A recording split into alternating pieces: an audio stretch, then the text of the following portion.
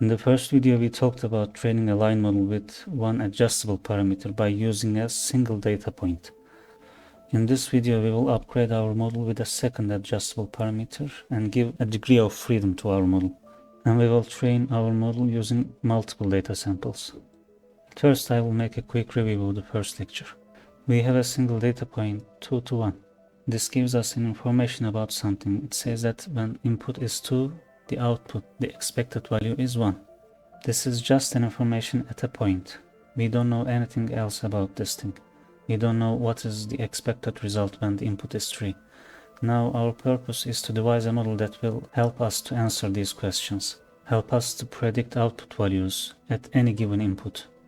At first, for simplicity, we used a line model with a single adjustable parameter. You can change the slope of the line using this parameter. You can't do anything else on this line model. And this part is the cost function. It's the square of the difference between our predicted value and the target value. Here in this example, our predicted value is 2w, x is 2, and y is 1. This cost function gives us square of the difference between these 2 points. This value will change as the value of w changes. And this graph shows us how it changes. In this current graph, the horizontal axis is w and the vertical axis is our loss value. At the beginning of the training, we assign a random value to w.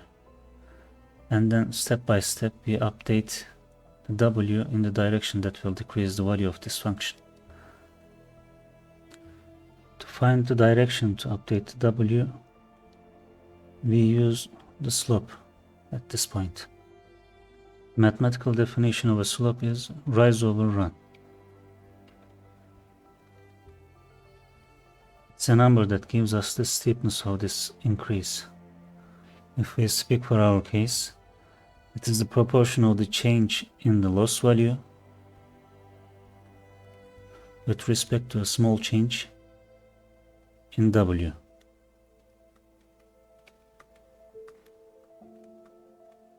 And this is the derivative of loss function with respect to w. This is also called gradient. It is more frequently used in neural network training. Now we multiply this gradient with a learning rate to obtain a reasonable step size. And then we subtract this from the initial w value to update our w. This is a single step for updating our w, and we repeat these steps and reach somewhere close to a point that minimizes this loss function. Here in this case, the minimum value for loss function seems to be when w is 0.5. Let's see what happens when we change the w from 1 to 0.5.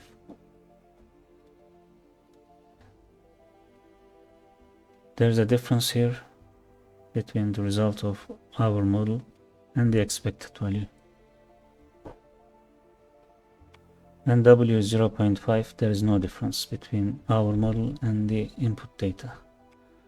For this single example, our model seems to work, but what if this data sample belongs to a dataset like this? When input value is 2, our model can make a good prediction, but for other values, our model doesn't seem to work well. With this model, the only thing we can do is to adjust this parameter, and there is another way to approximate this dataset successfully with a line model that passes through the origin. At this point, we see the need for the use of the second parameter in a typical line function. With this second parameter, we can define any line that lies on a two-dimensional surface. The second parameter is the point that the line intersects the y-axis. Our line isn't chained to the origin point anymore. Now we can make a better approximation of this point cloud with this line model. Our loss function is also updated now. It has 2 parameters anymore. This first part is the prediction. It has now plus b.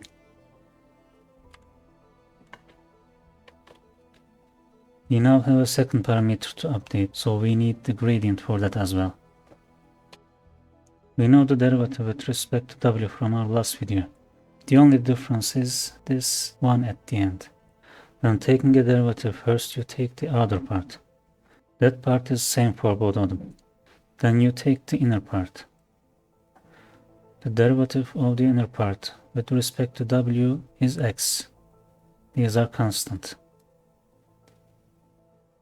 When taken with respect to b, these parts are constant. The derivative of b is 1. Okay, now let's implement these in code. But first I will work with a single point. I will make only the changes regarding the new parameter in the code first. This is the code from our last video. We worked on a single point. We trained a line model with a single parameter, single adjustable parameter. We have methods for prediction, calculating the cost, and calculating the gradient. In these 3 lines, we handle the training part. First we calculate the gradient, then update our w parameter using this gradient value. Now we are adding a new parameter to our model. Our prediction function is now this. Our cost function doesn't change. The gradient of w is the same. Now we need to calculate the gradient of b as well. This is gradient of b. For the ones who are not familiar with this type of usage, in Python you can return multiple values from a method. And you can make assignment like this. And we also update b like w as well. Now we have implemented the required changes for updating a line model with w and b parameters. This code still trains for a single point. In our current example, the points are 2 and 1. This is this point.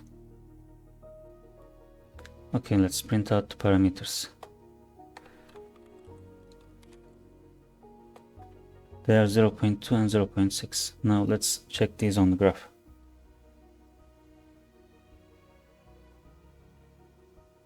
It seems that our training code managed to find a line model that can make a good prediction when the input is 2. In our previous line model, when it has only a single adjustable parameter w, the error function was minimized only at a single point. But now in this version there are different combinations of w and b that can create a line that passes through this point. Passing through means that there is no error at that point. Now this current loss function has 2 input values, so we need a third dimension to visualize this graph. I'll write the equation for our example here.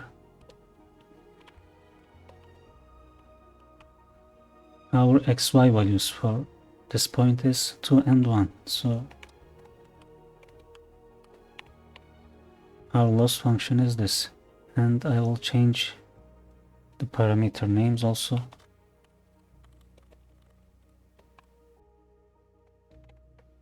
This is our loss function graph.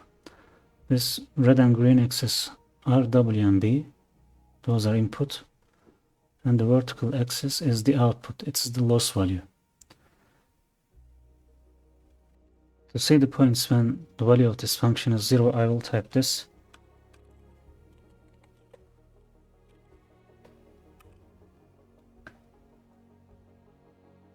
Now as you see, those minimum points form a line. And actually these points on the line are combinations of w and b that makes the line model pass through that given point. And let's check the values that we found. It was 0.2 and 0.6. This is this point on this line. There are these 2 values. Remember, at the beginning of the video when we were making a review of last lesson, we used a line model that has only w, single parameter. This is actually a subset of our new line model where the value of b is 0.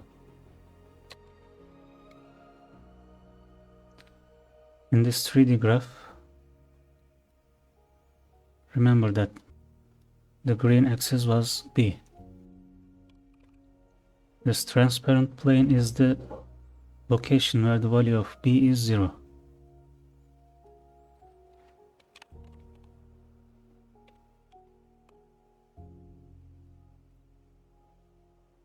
And this was our loss function. And this is the point where w is 0.5 and b is 0. Now if we turn back to our case, we have trained our model using a single point and we achieved this result. We find a line model like this. At the beginning of the video I showed you a point cloud. The point we used in our training is one of the points in this cloud. This new form of line model is not restricted to origin anymore, so we can create a good prediction line with 2 parameters. Something like this. But even though this new form of line model is capable of handling approximating such a point cloud, we see that training for a single point wasn't enough to catch the pattern in the cloud. Now this is an important detail. In training process we are trying to approximate a target function that represents the functioning of the real world. But we don't have that function in our hands. We have only glimpses of reality, which are just a set of data points. If that dataset is not enough to represent the characteristics of the target function, then our trained model may not perform well in the real world. Now I will train the model using multiple points, but I will not use a noisy dataset like the points here. I will sample the points from this blue line function. We are trying to build a robust training system here, so instead of using noisy data, it would be better for us to use points on a perfect line. By this way we can evaluate how close we are to the target function more precisely. We are not working with a single point anymore, so I will write a method to help me create many points.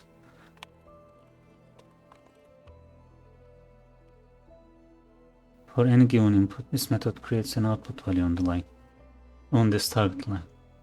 We expect our final line model to be something close to this line. And for that, these parameters should get close to these values at the end of our training. From now on, we will start working on higher dimensions. There is a technique called vectorization. It allows us to perform vector and matrix operations more efficiently. In Python, we benefit from a library called NumPy for vectorization. It also has many utility methods for vector operations. This method creates evenly spaced multiple points within an interval.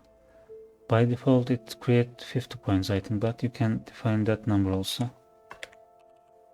Here we create 100 evenly distributed points between -10 and 10. These are the input values, my sample points. And I can obtain the output values by providing this input to this method. Here I will show something at first. This may be something new for those who are not familiar with Python. I'll write a method that returns the square of the parameter it takes.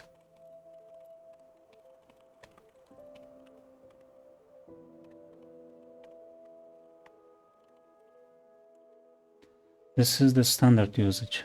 It returns the square of the number it takes. Here you can also provide a NumPy array to this function.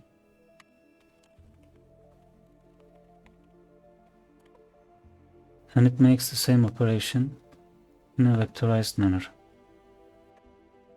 From now on we will use most of our functions in a similar way. We will make slight modifications to these methods. In previous examples we used single y value, and now we will have separate output values for each different input. Here in this line we calculate the error value for each sample point we have. Normally we need to use loops for this, but vectorization helps us to make it faster and simpler. Now we have an array of error values in our hand. Here I will return the average of these errors. I use the error value as a metric to evaluate the current situation of my model, so I return a single value here. I don't need separate error values. It is also the same for the gradients.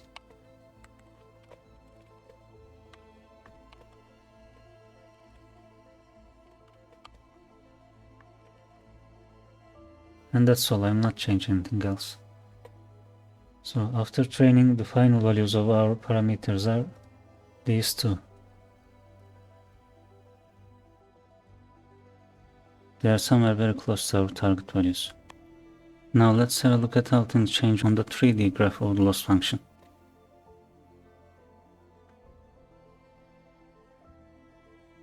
When we use the difference between our model and the single point for calculating the loss function is minimized at multiple points. They represent different lines that passes through this point. If we use multiple points on the line to calculate the loss function, we saw that the function is minimized at only a single point. It is where the W and B parameters have these values. On this 3D graph, that point is located at here. In the code we use the 100 point, but in these tools to make the calculations simpler, I will just use a second point. Since we are working with a perfect line as the target function in our scenario, it will give us that minimum point. Although the loss function will not be perfectly identical, the main outline will be similar. I am doing this to give you an idea quickly. I will go into more detailed explanation later in the video. Now, as for the second point, for simplicity I will choose this point. Let's add the contribution of the second point to the loss function. In this first part, we used this point, 2 to 1. And here we will use 0 to 2. Change these to x and y. Because of 0, this part goes away. To be consistent, let's divide it by 2 to take the average. This is our new loss function. And now I will update this loss function with the new one. And now loss function became something like this. In the previous shape, when you drop a ball to this shape, it would fall to somewhere on this line. It would fall into different places according to where you initially dropped it. In our new case, the drop will finally fall into this location. It doesn't matter where you started initially. The things up to now were the main takeaway from this video.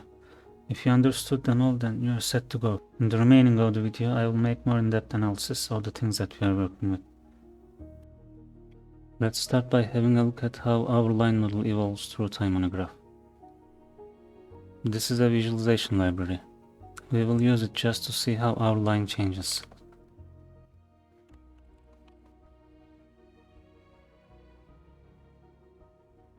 The blue line is our line model. As you see, it immediately aligned itself with the target line, then it started slowly to get close to it. And you see, when we train the model, the W value converges perfectly, but the B value falls a little bit short. Step size is related with the gradient and the learning rate. Learning rate is the same for both. Here are the gradients. This part is the same for both W and B, but the W has additional X here. In our training, we sampled the X values between -10 and 10, so the average size of X is 5. This means that the calculated gradients for W is 5 times larger than the gradients of B. I changed the internal. Now the average magnitude of X is 1.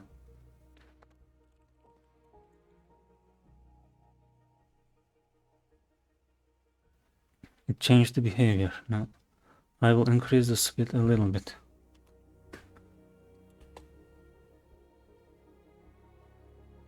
Now we can see better. Let's check the final result. How will they converge? Now the path they are following when converging to a minimum changed a little bit. Remember, the W value was responsible for the slope and the B value was responsible for the offset along y-axis. There are so many different details like this that affect the behavior of model training. The thing that I just showed here was a very insignificant detail, I wasn't making my way up to an important subject. I just showed this to inform you about the existence of such small details that can affect the behavior of training. From now on, I will stick to the main concepts. I will go deeper, but the details that I go through will be regarding the core mechanics. If you understand them well, then you can navigate your way through these types of parameter optimizations by yourself. One of the topics that's important to have a better understanding is the error functions. Up to now, we have worked with individual error values in these graphic tools. For any given input, we calculate the difference and then square it to calculate the squared error. There are different errors for different input values. When input is 2, the error is square of 1, which is 1. When input is 1, the error is square of 1/2, which is 1/4, and so on. This green line is the error function with respect to different input values. In the last part of our code, we sampled multiple input points, then calculated the error values for each of these points,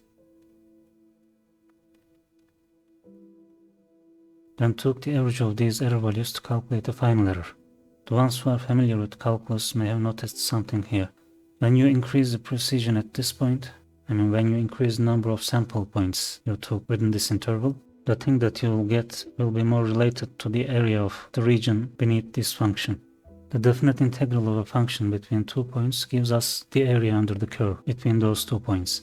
When we divide this area to the distance between these 2 points, we get the perfect average. By the way, if you are wondering why we are not using the total area as the error and taking the average instead, is that because the average gives us more consistency. For example, think that when you are working with multiple points for calculating the error amount will increase as the number of points increase, even though your model doesn't change. In some cases you may get away with it, but still, taking the average is more reliable. If you didn't notice, here in this graph, this green function is different from the loss functions that we have worked earlier. This green function is the loss value for each given input. When the lines are aligned like this, the W is constant. For each different W, there is a different graph. The loss function we need in our calculations is with respect to W. For each value of W, we find the value of the loss function by calculating this area and dividing it to this distance. It is this function. This black function lies on a different context. The horizontal axis is W. You can see how other functions change when the value of W changes.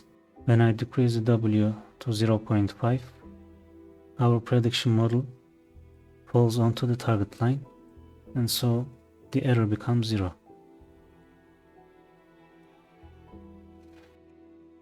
There is one last thing I will show here.